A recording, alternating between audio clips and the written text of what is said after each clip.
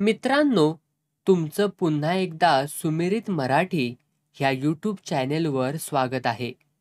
आजची कथा सुरू करण्यापूर्वी जर कोणी ह्या चॅनेलवर पहिल्यांदाच आले असाल आणि अजूनही सबस्क्राईब केले नसेल तर नक्की सबस्क्राईब करा.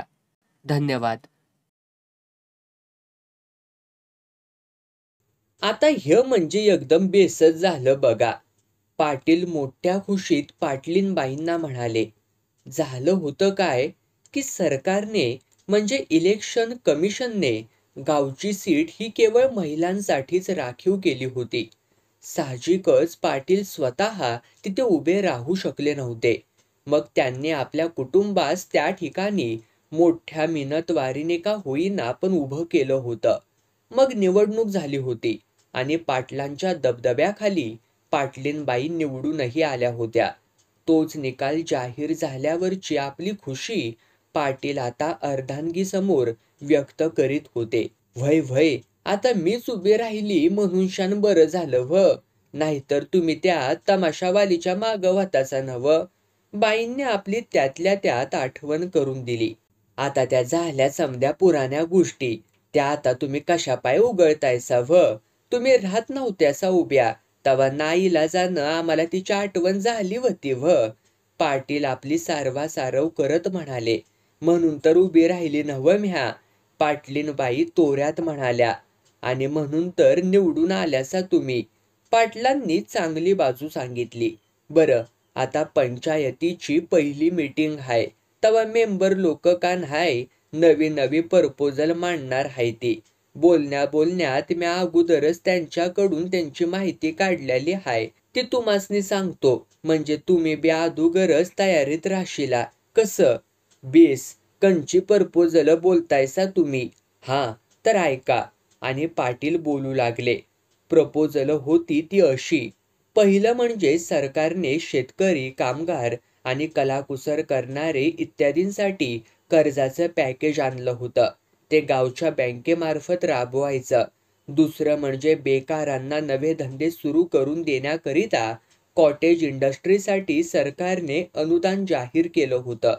तेव्हा अशा बेकार कारखानदारांचा शोध घ्यायचा आणि त्यांना कामाला लावायचं.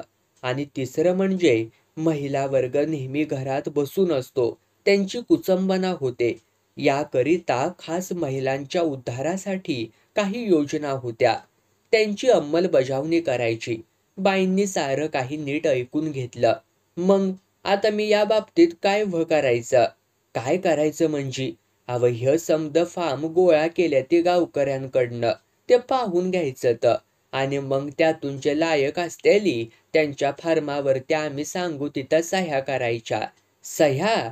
आणि ते कुठं व आमासनी येतं या? सह्या म्हणजे अंगुठा तो चिकटवायचा. आणि ते लायक कसं ते कोण ठरवणार हाय? आम्ही हाव नव. आणि पंचायतीचं इतर मेंबर बी हायती की. तुम्ही कशा पाय काळजी करतायसा त्याची? अव आमचं कामच हाय ते. आज इतकी वर्ष करून राहिलूया नव. तुमचं काम अंगठ्यापुरतं. कसं? हा? अंगठ्यापुरतं? बास. आणि मग त्यात काही येडं झालं मग सरकार आम्हाला विचारील नव. त्यावरती आम्ही काय जबाब द्यायचा त्याचा काय विचार? विचार बिचार आम्ही करू तुम्हासनी कोण बी नाही येणार विचारायला. आम्ही समद मॅनेज करू. समधी फिल्डिंग लागलेली हाय. समधी माणसं हित खिशात हायती आमच्या. आम्ही उभं नाही राहिलो म्हणून शान काय झालं? इन्फ्लुएशन तर हायच की आपला. अगं बया, म्हणजे माझं काही कामच नाही म्हणतासा व्हय? मग मी उभं तरी कशा पाय राहिले विचारते म्या. आता कशा पाय म्हणजे? तुमचं तर समद्यात मोठं काम हाय. सह्या, आय मीन अंगठा लावायचं. तुमच्या अंगठ्या बिगार कोणाचा बी फारम सरकारात पुढं जात नाही बघा. असं म्हणतायसा व्हय?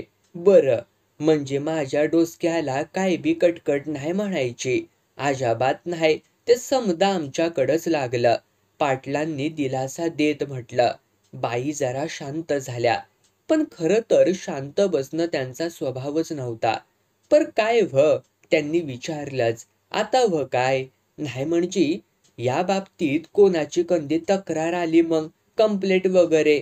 कंप्लेंट? हे? आणि ती कोण करणार आहे? पैका सरकारचा. आणि तो हिथं काय बी न करता घरच्या घरी पदरात पडतोया म्हटल्यानंतर कोण हाय व बोलणार आणि तक्रार बी काय करणार तर व हा पर काय व ह्या सरकाराला काय याडबीड लागले का काय असा पैका निसता वाटाया लागले त्या हिथं महागाई ही वाढल्या इश खायला पैका नाही कुणापाशी आणि ह्यो सरकारापाशी एवढा पैका कुठून आला म्हणते म्या अव तीच तर गंमत हाय गंमत कंची म्हणजे असं हाय बघा पाटील एक्सप्लेनेशन करून सांगू लागले आपली गावची बँक हाय नव तशी आपली तालुक्याची जिल्ह्याची राज्याची आणि देशाची बी बँक असत्या आणि ह्या समद्या दुनियेत आपल्या देशासारखा आणखी इतर बी देश असत्याती तर त्या समद्या देशांची मिळून एक भली मोठी बँक असत्या आता त्या बँकेकडं का हाय मोप पैसा असत्या ती बघा त्या पैशाचं काय करायचं असा प्रश्न त्यांना पडलेलाच असतोया तवा ते लोक डोसकं खाजीवत्याती आणि पैका वाटाया काढत्याती बघा त्यो ह्यो पैका आलं का ध्यानात तुमच्या आता हा समद्या देशांची एक मोठी बँक अहो म्हणजे ती केवढी मोठी असेल व आपल्या गावा एवढी नाही तालुक्या एवढी नाही जिल्ह्या एवढी तर असेलच की नाही राज्या एवढी नाही अव तुम्ही कशापायी विचार करतायसा त्याचा त्या बँकशी आपला काय बी संबंध नाही व आपला संबंध का नाही त्याच्या पैक्याशी हाय कशापायी डोसक्यासने त्रास देतायसा तुमच्या असं म्हणतायसा होय बरं पाटलीनबाई गप्प झाल्या एवढ्या विचाराचा नाही म्हटलं तरी त्यांच्या डोसक्याला थोडा का होईना पण त्रास झालाच होता बरं ते जाऊ द्या आना बघू कुठं फारम हायती त्या मी जरा समद्यावरून माझी नजर फिरवते म्हणजे मीटिंग मध्ये काय बी अडाया नगन हवं त्या म्हणाल्या हा हे झाक हाय पाटीलही खुश झाले पाटलांनी घंटा मारली सरकारी शिपाई लागलीच हजर झाला अरे ममद्या जरा ते समद फराम आपल्या नव्या सरपंच बाईंना आणून दाखवू बघू पाटलांनी ऑर्डर सोडली वहीची ममद्या म्हणाला त्याने ताबडतोब एक कपाट उघडलं आणि फॉर्मची एक भली मोठी चळतच बाईंच्या समोर टेबलावरती आणून ठेवली अगं बया एवढं फारम बाई अचंब्याने त्या चळतीकडे पाहत उद्गारल्या तर आपल्या देशा फुडलं गावा फुडलं परसनं काय कमी हायती व्हय पाटील कौतुकाने म्हणाले बरं पाहू तरी पाटलीनबाई डोळ्यांवरती चष्मा चढवून पाहू लागल्या फॉर्म्सवरच्या अक्षरांशी त्यांचं काहीही देणं घेणं नव्हतं पण प्रत्येक फॉर्मवरती अर्ज करणाऱ्याचा एक फोटो लावलेला होता त्यावरून त्यांना अर्जदाराची ओळख पटत होती अर्जांमध्ये 3 प्रकार होते पहिल्या सेटमध्ये शेतकरी कामगार आणि कलाकुसर करणाऱ्यांचे वगैरे अर्ज होते दुसऱ्यामध्ये कॉटेज इंडस्ट्रीसाठीचे अशिक्षित बेकारांचे होते आणि तिसऱ्यात आत्मोद्धारासाठी उत्सुक काही महिलांचे होते पाटलांनी या साऱ्यांचं स्पष्टीकरण बाईंना दिलं बाईंनी पहिला सेट उचलला व त्याची छाननी करू लागल्या हा कोण बरं हा छगन दगडू पैलवान दिसतोया हा कसला पैलवान गालफाड लोंबत्या ती त्याचं डोळं वाढल्या ती हा कंची कुस्ती खेळणार हाय त्या म्हणाल्या जाऊ द्या ते फकस्त नाव हाय त्याचं मरतुगडा हाय मेलं कुत्र पाटीलही बायकोशी सहमत होते त्याला कर्ज कशा पाय हवंय तो आता शेतकरी बनतोया नव त्याला हिरीच्या पंपासाठी हवंय पाटलांनी स्पष्टीकरण दिलं शेतकरी बनतोय म्हणजे अगोदर काय करीत होता अगोदर शेत नव्हतं वय त्याच्याकडं होतं तर पर तो खपत कुठं होता त्याचा बा खपाचा पर तो सवताच खपला की हो गेल्या श्रावणात म्हणून मग छगन आता कामाला लागतोया म्हणतो आणि अगोदर काय काम करायचं हा छगण्या अगोदर काम कुठलं करतोया बापाच्या कमाईवरती ऐश करायचा दारू पिऊन लास असायचा तमाशा नाच गाण्यांना जायचा म्हणून तुमची त्याच्याशी चांगली ओळख आहे वय तिथली तसं नाही सारा गाव ओळखतोया नव त्याला लय लपडबाज माणूस आणि तो आता सज्जन बनतोया वय हे समद पैसे दारूतच जाणार आणि तमाशावरती बाईंनी अभिप्राय दिला आता काय बोलावं तुम्हासनी पाटलांना खरोखरच काय बोलावं ते कळतच नव्हतं बरं हा पुढला कोण हाय हा नरसी परसोत्तम दिसतोय नव, बाजारातला वाणी. वय वय, गावची सावकारकी बी करतोया. त्या बिगार काळा बाजार, स्मगलिंग, साठबाजीत बी याचा हात असतोया नव. हा असल असल असल नाही, हायच. तीनदा हातकड्या पडल्या होत्या त्याला. मला काय ठावण आहे व्हय. असल त्याचं काय बी, आपल्याला काय करायचंय त्याच्याशी. जाईल तुरुंगात खडी फोडायला तो आपल्या कर्मानं. आपला संबंध फकस्त त्याच्या फार्मशी हाय. पाटील समजावून सांगू लागले. वा, असं कसं हो? पैका वाटाचा हाय आपल्यासनी. तो बराबर वाटाया नग का? सरकार उद्या विचारील मला. मी काय जबाब देणार हाय व पुढं? अव कोण विचारित नाही आणि कोण जबाब बी देत नाही. आम्ही समधी व्यवस्था केलेली हाय बघा व्यवस्थेशीर. व्यवस्था? ती कशी? अव समद्या ठिकाणी आपली माणसं हायती नव्ह. सहकारी उपक्रम हाय हा. समद्यांचाच हातभार लागतो या त्याला. कंच्या कामात, पैका हडपण्यात. काय बोलतायसा तरी काय? पाटील अवाक होऊन म्हणाले. आता कोण परकी बाय नव्ह. प्रत्यक्ष बायकूच असं बोलायला लागली तर कसं व वाह्याचं? ते चांगलेच चिंतेत पडले होते. या परिस्थितीत तमासगिरीन बरी होती काय याचा विचार करत होते. बरं, ते जाऊन द्या. पर एक गोष्ट माझ्या डोक्यामध्ये अजून सुद्धा उतरलेली नाही बघा. पाटलीनबाई विचार करत म्हणाल्या. ती कंची व्ह? नाही म्हणजे हा पैका समजा त्या समद्या मोठ्या बँकेचा म्हणलात तुम्ही. ते पुतुराने तुमचे हातव कसे पोहोचले म्हणते म्या. हा हा, आता ती बी एक मोठी स्टोरी आहे व्ह. पाटील खुशीत येऊन सांगू लागले. म्हणजे त्याचं काय हाय बघा. तुमच्या अदुगर आम्ही सरपंच होतो का नाही, तर तालुका आणि जिल्ह्याच्या ठिकाणी आपलं फ्रेंड लोक बसलेले हायती. ते काय काय खबरं आणून देत्या ती आपल्याला. तर त्यांनीच आम्हाला ह्या मोठ्या स्कीमची बातमी पुरवली बघा. मग आम्ही बी लागलीच फिल्डिंग लावली. यात समद्या देशाचा फायदा होणार हाय. मग आम्ही विचार केला, यात आपल्या गावाचा बी का नग व्हाया फायदा. म्हणून आम्ही, काय केलं सा तुम्ही? कळू तरी द्या आम्हासनी. तर आम्ही एकदम मंत्रालयाशी संधान बांधलं बघा. तिथला कंचा अधिकारी हे समद वाटप करणार ह्याचा शोध घेतला. आणि मग ग्रामपंचायतीच्या नव्या बिल्डिंगच्या उद्घाटनासाठी त्यालाच बोलिवला बघा. काय म्हणतासा? तर व त्याच्या सन्मानासाठी एक जंगी पार्टी अरेंज केली. जिल्ह्याच्या एकमेव एअर कंडिशन हॉटेलात. तिथं उंची दारू आणि फर्मास कोंबडी असा समदा बेत होता. राज्याला आपल्या चंद्रावती बाईचा वक ठेवला मनोरंजन. चंद्रावती बाईचा? आपल्या? म्हणजे गावच्या व्ह. पाटील नाही म्हटलं तरी जरा सरदावलेच. पर तुम्ही तर म्हणला होतासा ती तमासगिरीन बाई आता रिटायर झाल्या म्हणून, आणि ती हितच गावात शटल होणार म्हणून. अव ते खरं हाय. पर साऱ्या गावावरती आलेला प्रसंग आणि तिथं आपली ड्युटी व्हय नग करायला तिनं. हा प्रसंग कंचा व्ह? पैक्याचा घबाड लाटण्याचा? तसं नव्ह व्ह. गावच्या भल्यासाठी करावं लागतंय हे समद. खास आमच्या विनंतीवरून बाई नाचाया तयार झाली पुन्हा. तर वटलय नाही व्हय तुमचा तिच्यापाशी. आता गावचा सरपंच होतो नव्ह म्या. मग आपला सबूत त्यो, त्याची काय किंमत हाय का नाही? समजलं समजलं. तुम्हासनी बी समजलं. मग तिच्या नाचानं खुश झाला व्हय तो अधिकारी. तर खुश म्हणजे तुफान खुश झालं. ताबडतोब गेल्या गेल्या 10 लाख रुपये सँक्शन करून टाकले हो गड्यानं. काय म्हणतायसा काय?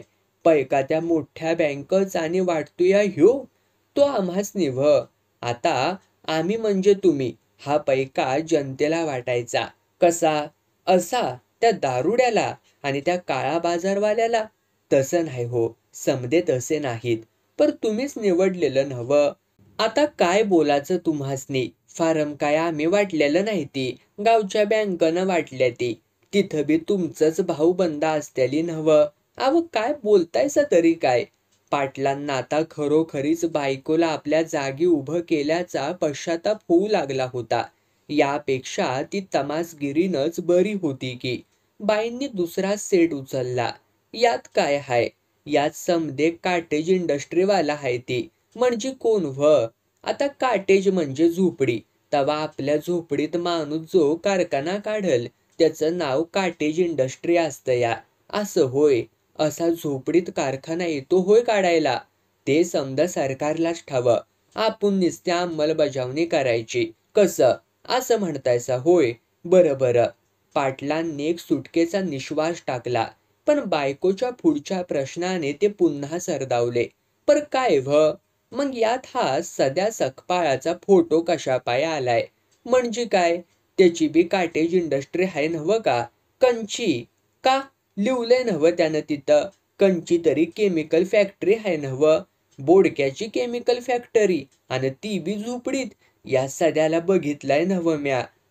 हातभट्टीची दारू गाळतोय तो गडी. काय म्हणतायसा? हा? आत्ता पुतं गावचं सरपंच होते नाही तुम्ही. तुम्हाला काय ठावण हाय? पंचायतीतलं समद पिऊन आणि झाडूवालं सांच्याला या सध्याच्याच केमिकल फॅक्टरीतलं केमिकल घ्यायला लाईन लावून जातात नव्ह रोजच्या रोज. आता त्या आणि मला कसं काय ठावा असणार? म्या काय नजर ठेवून असतोया पंचायतीचा माणूस सांच्याला रोज कुठं जातोया त्या? पाटील आता जरा काऊनच म्हणाले. नाही, ते समद ठीक आहे. बाई जरा माघार घेत म्हणाल्या. पर सध्या आता कर्ज मागतोया. त्याला काय नवसागर कन्सेशनल रेटमध्ये हवं आहे की काय सरकारकडून? की त्याची फॅक्टरी आता त्याला मोठ्या जागेमध्ये न्यायची आहे. झोपडी त्याची त्याला त्यासाठी मोठी करावी लागल नव्ह. आता काय तुम्ही बारीक बारीक गोष्टीत कीस काढतायसा हा. असा प्रत्येक फारम बघायला लागलासा तर पुढची पंचवार्षिक योजना उजाडावी लागल कर्ज पास होण्यासाठी. पाटील आता खरंच वैतागले होते. पर माझा अंगुठा उठवायला लागल नाही का इथं याच्या अर्जावरती? मग म्या विचाराया न ग सरकारनं उद्या चौकशी केली आणि मला विचारलं तर म्या काय जबाब द्यायचा मग मला फासावरती जावं लागल त्याचं काय? पाटील आता चांगलेच हतबुद्ध झाले होते. कोण नाही तुम्हासनी विचारित सरपंच म्हणजे राजा असतो या गावचा राजा. मी आणि राजा राणी म्हणू मग तर झालं नव्ह. पाटील आता पागुट काढून डोक्यावरून चक्क हातच फिरवू लागले होते. ते जाऊन द्या. आता तिसरा शेड बघा. त्यांनी सुचवलं. हा शेड बायांचा दिसतोया. पाटलीनबाई आनंदून म्हणाल्या. आता गावच्या समद्या बायांना मी नीट वळिकते. बापे समदे लफडेबाज. त्यांनी हातातला सेट दूर लोटत म्हटलं. पण तेवढ्यात त्यांचं अभिनंदन करायला गावची एक वजनदार माणसं येऊ लागली. जागतिक बँकेने देऊ केलेल्या कर्जाची कुणकुण त्यांनाही आतापर्यंत लागली होती. त्यावर प्रत्येकाच्या काही सूचनाही होत्या. पाहुण्यांच्यात माध्यमिक शाळेचे मास्तर होते. त्यांनी उन्हाळ्याच्या सुट्टीत विद्यार्थ्यांच्या मदतीने गावचा बुजलेला तलाव उपसून साफ करण्याची कल्पना राबवायला काढली होती. दर उन्हाळ्यात गावामध्ये पाण्याची टंचाई होत असे. त्यावरती हा उपाय आहे असं त्यांचं मत होतं. फक्त मग तलावात जे पाणी साठेल त्यावरती पंप बसून मग नळाद्वारे साऱ्या गावामध्ये ते पाणी फिरवण्याची योजना होती. मात्र शाळेसाठी एक सुसज्ज प्रयोगशाळा आणि मुलांना खेळण्यासाठी एका मोठ्या क्रीडांगणाची गरज आहे असं ते म्हणाले. मग एका सेवाभावी संस्थेचे माननीय सदस्य आले. त्यांनी गावकऱ्यांच्या सहकार्याने श्रमदान करून गावातून जाणारा मुख्य रस्ता डांबराचा करून नदीवरच्या पुलाची डागडुजी आरंभली होती. तसंच गावातले शेतकरी शेतावरती कामाला गेल्यानंतर त्यांच्या बायका बिचाऱ्या घराघरांमधून एकट्याच बिनकामाच्या राहतात. त्यांचं मन गुंतावं आणि त्यांनाही श्रम करून प्रतिष्ठेने जगता यावं म्हणून गावातल्या महिला सुधार समितीने त्यांच्यासाठी घराच्या 4 भिंतींच्या आत करता येतील व त्यातून पैसे देखील मिळवता येतील अशी काही कामं शोधून ठेवली होती. नवीन निघालेल्या सौरशक्तीचाही घराघरातून उपयोग व्हावा असा विचार त्या पुढे मांडत होत्या. झालंच तर त्यांच्या मुलांसाठीही काही कल्पक उपक्रम विचाराधीन होते. आणखी बरेच लोक येऊन गेले. त्यांच्या पाशीही गावच्या भल्याच्या एकाहून एक भन्नाट कल्पना होत्या.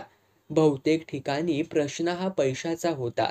या कर्जाद्वारे यातल्या बऱ्याच योजना मार्गी लागू शकणाऱ्या होत्या. फरक एवढाच होता की या लोकांमध्ये कर्जाचे फॉर्म्स वाटून त्यावरती त्यांच्या सह्या घेतल्या गेल्या नव्हत्या इतकंच. आणि ज्यांच्या फॉर्मवरती सह्या घेण्यात आल्या होत्या त्यांची एकंदरीत अवस्था पाटलीनबाईंच्या नजरेस येत चालली होती. जेवणाची वेळ जसजशी जवळ येऊ लागली तसतशी मंडळी हळूहळू आपापल्या घराच्या वाटेला लागली होती. पाटलीनबाईंनीही आतमध्ये जाऊन सुनेला ताट घ्यायची सूचना दिली होती. सूनबाईही मग त्याच गडबडीत होती. पाटील आतमध्ये हातपाय धुवायला निघून गेले होते. बाईही आता स्वयंपाकघरात जाण्याच्या विचारातच होत्या. फक्त त्यांचा पाय मात्र तिथून निघता निघत नव्हता. कारण त्यांची नजर फॉर्मच्या त्या 3 चळतींवरून हटता हटत नव्हती. पंचायतीच्या मीटिंगपूर्वी त्यांच्यावरल्या फोटोंवरून एकदा तरी आपली नजर फिरवून घ्यावी असं त्यांना मनापासून वाटत होतं. आतमध्ये सुनबाईंनी आत्तापर्यंत ताटं वाढली होती व ती सासूबाईंना बोलावण्यासाठी बाहेरही येऊन गेली होती. पण बाई आपल्याच विचारात असल्याने त्यांचं तिच्या बोलण्याकडे अंमळ दुर्लक्ष झालं होतं. शेवटी बायको आत का येत नाही असा प्रश्न खुद्द पाटलांनाही पडला आणि मग प्रत्यक्ष जातीनेच या प्रश्नाचा उलगडा करण्यासाठी ते पुन्हा एकदा बाहेर आले. त्यांनी पाहिलं तो नव्या सरपंच बाई एकटक नजरेने त्या फॉर्मच्या 3 ढिगाऱ्यांकडे बघत राहिलेल्या त्यांना दिसल्या. "आव का म्हणून इथं काय बघतायसा?" त्यांनी आस्तेने बायकोची चौकशी केली. "आव एवढ्या सिरियसली घ्यायचं नसतं यात, गावकीचं तर काम हाय, चला की जेवाया." "हा वय वय, आले." बाईही मग भानावरती येऊन म्हणाल्या. त्या आत जाण्यास वळल्या पण तेवढ्यात त्या थांबल्या. "आव आता जेवल्यावरती मी काय करणार हाय ठाव हाय का?" त्यांनी पतिराजांना विचारलं. "काय?" पाटीलही घोटाळ्यात पडलेले होते. त्यांना बायकोच्या मनाचा काही ठाव ठिकाणाच येत नव्हता. आता जेवण झाल्यावर मिकान हाय हे समद फारमवरचे फोटो नीट बघणार हाय आणि ते व कशा पायी. पाटलांना काहीच कळेना. आत्ता बघितलेले फोटो पाहून जीव विटला बाई माझा. बाईंनी डिक्लेअर केलं. "अव समद्या चॅप्टर किशीसच हायत्या नव्ह का? ह्यांना कर्ज देऊन ना त्यांचं भलं व्हायचं ना गावाचं भलं व्हायचं. हे समदे पैसे कान हाय दारू आणि जुगारापायीच खर्च होणार तवा मी कान हाय आता समद फोटो स्वतःच्या नजरे खालून घालणार हाय. त्यांच्यातले जे चॅप्टर हाय ती हे मला ठाव हाय. त्यांचे फराम मी कॅन्सल करणार आणि बाकीच्या लोकांचं फराम समदे त्या आपल्या शाळा मास्तराच्या पुढ्यात ठेवणार आणि पाटलांनी हबकलेल्या सुरात विचारलं. "आणि त्यांच्याकडून त्या फारमवरची समधी माहिती वाचून घेणार. ती ठीक वाटली तर त्याचे फराम मी पंचायतीच्या पुढ्यात सादर करणार." "आव पाटलांना आता काय बोलावं तेच कळेनासं झालं होतं. "आव राजकारणातलं तुम्हासनी काय बी समजत नाही. म्हणजे असं बघा, हे जे तुम्ही चॅप्टर लोक म्हणताय साकान हाय ते तसं असत्याली बी, पण आपल्याला काय व त्याच्याशी घेणं देणं हाय. अव त्यांची भूक का नाय लय छोटी असत्या. लोन सँक्शन झालं का नाय की त्यांच्या हातांवरती 1000-2000 ठेवले का नाय की काम भागतया हो. म्हणजे अर्जी 20,000ची आणि हातावरती टेकवायचं तर 1000-2000 असंच का नाय?" "व्हय, एकदम बराबर." पाटील उत्साहाने म्हणाले. "चला, निदान बायकोच्या एवढं तरी ध्यानात आलं." ते पुढे उत्साहाने सांगू लागले. "मग बाकीचे समदे पैसे का नाय पार्टीच्या इलेक्शन फंडाला मदत म्हणून जात्याती. आपला हायकमांडकडं वजन बी राहतया चांगलं त्याच्यामुळं." पाटलांना हे सारं बाईंना समजावून सांगताना चांगलाच दम लागला होता. राजकारणात बायांची लुडबुड खरी म्हणजे त्यांना आवडायचीच नाही. पण इथे सरकारच आडवं आलं होतं त्यांना. त्याला कोण काय करणार होतं? "ते तुम्ही काय बी सांगू नकासा मला." पाटलीनबाई यावर मोठ्या जोशात म्हणाल्या. "वंगाळ काम आपल्याला आवडत नाही. ते आपल्याच्यानं व्हणार बी नाही. तुमची पार्टी आणि तुमचं हे हायकमांड. तुमची तुम्ही काय ते तिकडं बघून घ्यावं. माझं काम हवं असल तर ते असंच होणार. आलं का लक्षात?" पाटील हतबुद्ध होऊन घरवालीकडे बघत होते. तिचं हे रूप त्यांच्यासाठी नवीनच होतं. सत्ता ही भल्या भल्यांच्या डोक्यात जाते हे अनुभवाने त्यांना नीट ठाऊक झालं होतं. पण त्याला काहीतरी वेळ हा लागतोच. इथे खुर्चीत अजून बसली पण नाही ने बायको आत्ताच त्यांच्या डोक्यावरती मिऱ्या वाटायला लागल्याचं दृश्य निमूटपणे पाहण्याची पाळी बिचाऱ्यांवरती आली होती. आणि या परीस मी काय करणार हाय ठाव हाय का तुम्हासनी? पाटलीनबाई पुढे विचारतच होत्या. काय करणार हायसा? त्यांनी घोगऱ्या आवाजात विचारलं. मग ह्या बाकीचं लोक समद मघा येऊन गेलं का न्हाय? त्यांच्या योजना मी विचारात घेणार. बाकीचे समदे फरामकान हाय मी त्याच्यामध्ये वाटणार. ते शाळा मास्तर, ते सामाजिक कार्यकर्ता, त्या महिला मंडळाच्या बायका आणि कोण आण कोण, त्यांच्या समद्या योजना मी पंचायतीच्या मीटिंग मध्ये पटावरती ठेवणार. हे खरे चांगले लोक, जे गावच्या भल्यासाठी काय काय काम करत्याती. त्यांना पैक्याची मदत बी लागती या, ती आपण कराया हवी. त्याच्यातच सगळ्या गावाचं भलं हाय बघा. बाई आणखीही बरंच काही बोलत चालल्या होत्या. पाटील क्षणाक्षणाला अधिकाधिकच खोलवर कोसळत चालले होते. हा बायकोला आपल्या जागी उभं करण्याचा जुगार आपल्यात चांगलाच अंगलटी आला आहे, हे त्यांच्या चाणाक्ष मनाने लागलीच टिपलं होतं. आता खरं तर त्यांची स्वतःचीच राजकीय कारकीर्द पणाला लागल्याचं त्यांना जाणवत होतं. पणाला का, ती पुरतीच खलास होण्याच्या बेतात तर नाही ना? या प्रश्नाने ते पूर्ण कासावीस झाले होते.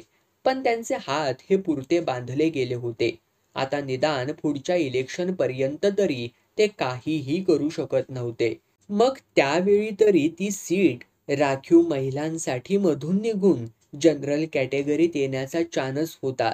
पण त्यासाठी किमान 4 वर्ष थांबणं भाग होतं. तिथपर्यंत त्यांनी केलेलं आजवरचं कार्य हे इतिहास जमा होणार होतं. जनतेची स्मरणशक्ती ही फारच क्षीण असते, हे ते ओळखून होते. 4 वर्षांनी त्यांना कोण ओळखणार होतं? म्हणजे पुन्हा पहिल्यापासून कामाला सुरुवात करावी लागणार होती.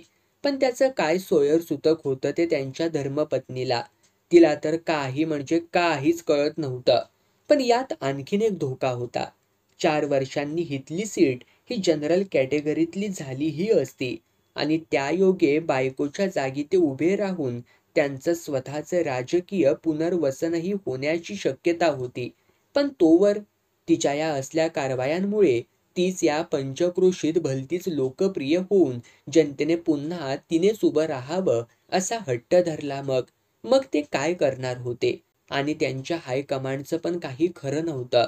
त्यांना निवडणुकीत फक्त निवडून येण्याशी मतलब होता. मग तिथे बाई असो वा बुवा असो. तेव्हा लोकांच्या आग्रहाखातर हायकमांडनेही या त्यांच्या बायकोच्या समोरच आपली मुंडी झुकवली. मग त्यांनी पुन्हा त्या सीटसाठी त्यांच्या जागी तिलाच तिकीट दिलं. मग सगळा घोटाळाच घोटाळा होणार होता. पण बायकोला ते काही कळतच नव्हतं. ती आपल्या तारेतच बोलत चालली होती. आपल्या एक एक भावी योजना उलगडत चालली होती. पाटलांचं डोकं आता गरगरू लागलं होतं.